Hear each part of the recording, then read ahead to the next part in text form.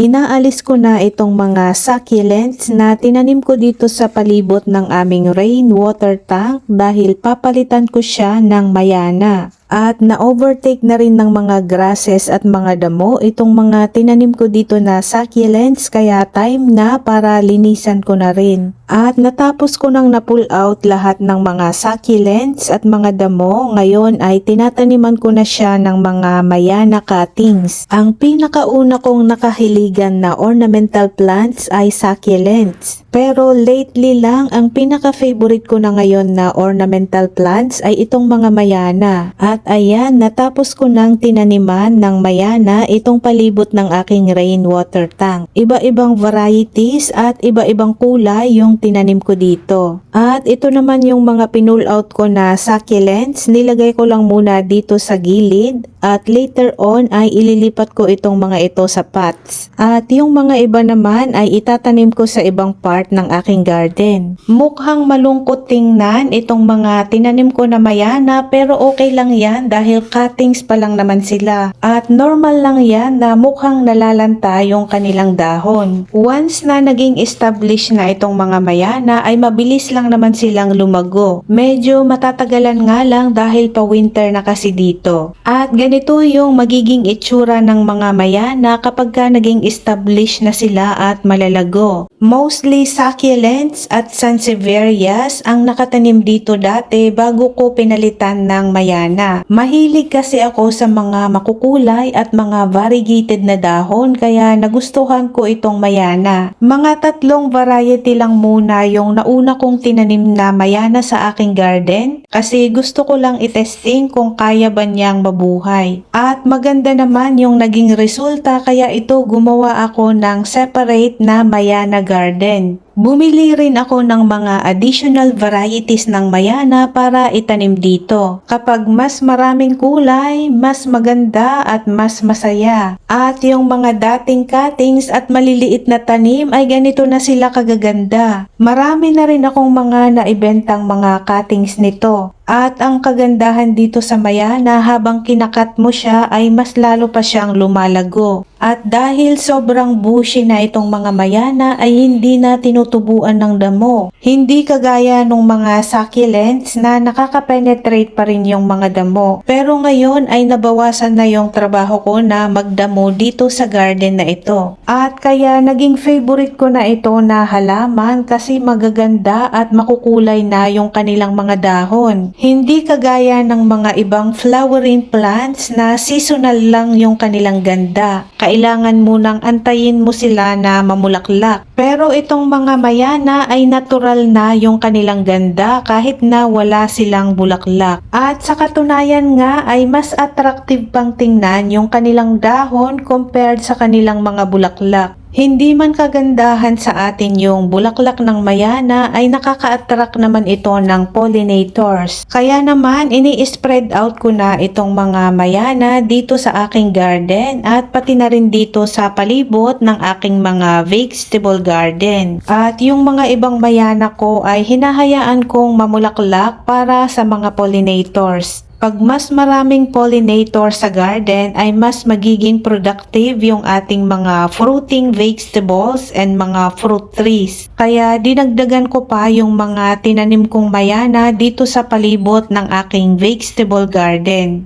At yung mga ibang mayana ko dito malapit sa vegetable garden ay hinahayaan ko silang mamulaklak para maka-attract ng pollinators na siyang magpo-pollinate sa mga tanim natin dito na namumunga. The more pollinators sa ating garden ay the more na magiging productive yung ating mga tanim. At nakakadagdag talaga ng ganda ng garden itong mga mayana kasi pwede mo siyang i-mix planting kahit saan. At nagpa-pop out talaga yung mga kulay nila dahil matitingkad ito. At kapag maganda at maaliwalas ang nakikita mo sa paligid ay mas lalo ka pang nai-inspire na mag-garden.